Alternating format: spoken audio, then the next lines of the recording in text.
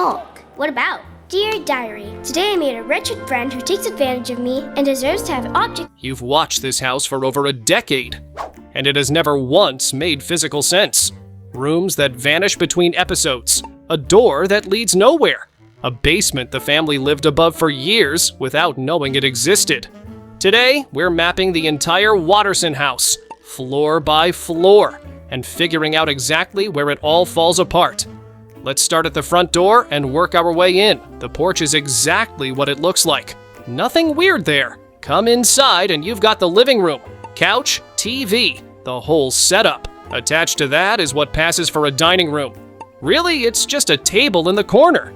Richard can literally watch TV from his seat at breakfast, which honestly tracks. Then you've got the kitchen. And here's the first odd thing. That kitchen is almost always visible through a door in the background of certain shots.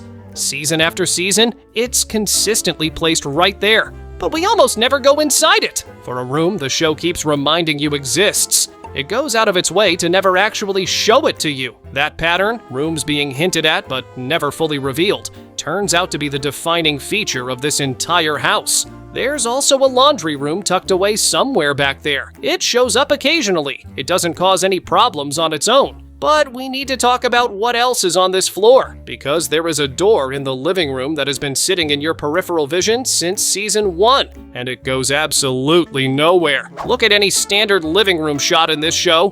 Behind the couch. Over to the side, there is a brown door. It is there in season 1. It is still there in season 6. It never moves. It never disappears. It is one of the most consistent visual elements in the entire series. So where does it lead? The layout of the house suggests it goes into Nicole and Richard's bedroom. Simple enough, except it's not. Go back and look at any scene inside the parents' room. The door in that room is white. It opens inward, which means from the outside, that door should also be white. The door in the living room is brown. That is a different door. So now you've got a brown door in the living room that the show keeps quietly insisting leads to the parents' room. But the parents' room has a completely different door. And it gets worse. Look at the front of the house. The front door sits pushed far to the right of the building. There is almost no physical space to the right of it, which means that brown door, if you actually followed it through the wall, would punch straight out the side of the house. There is no room on the other side. Some episodes do place the front door in the center, which would give that brown door somewhere logical to go. But those episodes are rare. The far right version is what we see consistently across the full series. So the most canon version of the Watterson house contains a door that leads into open air. It might be the most iconic fake door in animated television. And if that brown door isn't the entrance to the parents' room, then where exactly is the parents' room? Head upstairs and you get 3 main spaces: the hallway, the bathroom, and the kids' bedroom. The bathroom first, because it appears to be the only one in the house. 1 bathroom, 5 people, one of whom is Richard Watterson. Moving on. The kids' room looks straightforward. Bunk bed, Darwin's fishbowl, Gumball, and Darwin's names on the door.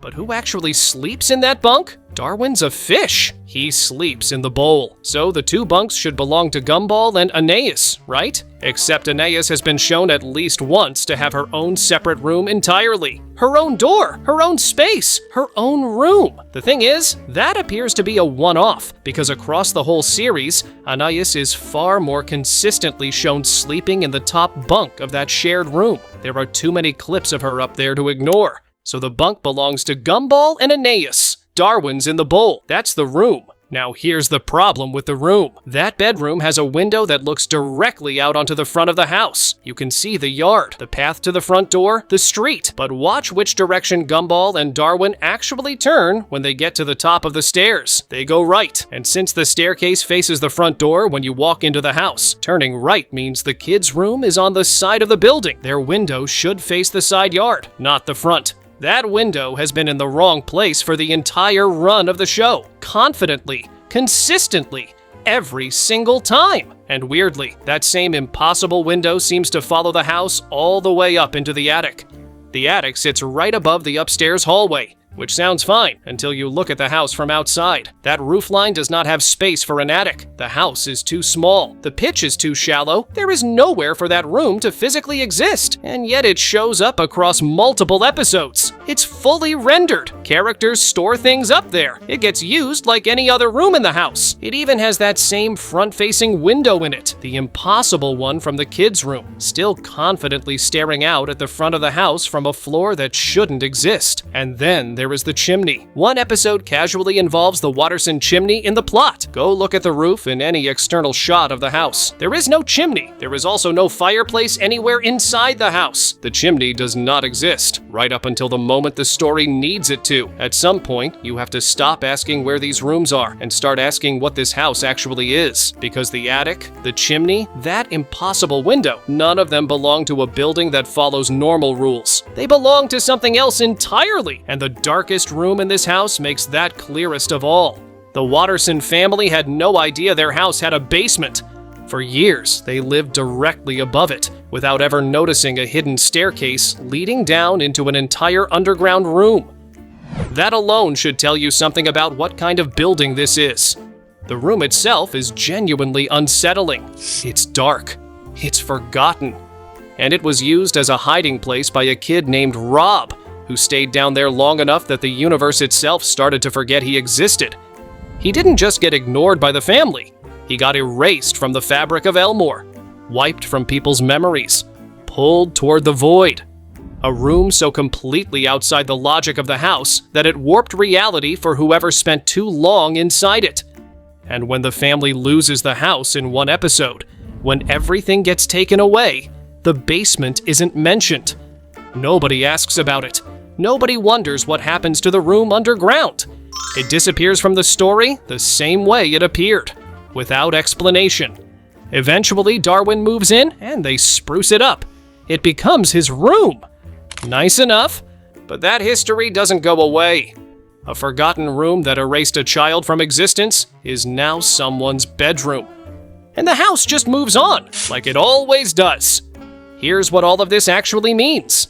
The Watterson house is not a building with continuity errors. It is a building that reshapes itself around whatever the story needs. Elmore runs on dream logic. Events reset. Characters forget. Consequences evaporate. The house does the same thing, just architecturally. The brown door leads nowhere until a scene needs it to lead somewhere. The basement didn't exist until a forgotten character needed somewhere to disappear into. The attic has no physical space, but always has exactly enough room for whatever the episode requires. This house doesn't contain the Watterson family. It responds to them. It bends around the story instead of the other way around. And you watched it happen for over a decade without ever quite being able to put your finger on why something felt off. Now you know which room in this house bothers you the most. The brown door with nowhere to go? The window facing the wrong direction? Or is there something I didn't cover that's been living rent-free in your head? Drop it in the comments. And if you want to go deeper, the next video breaks down how Elmore itself was built as a world, and there is one detail in there that completely reframes everything we just covered about the house. It's right there. Watch it next.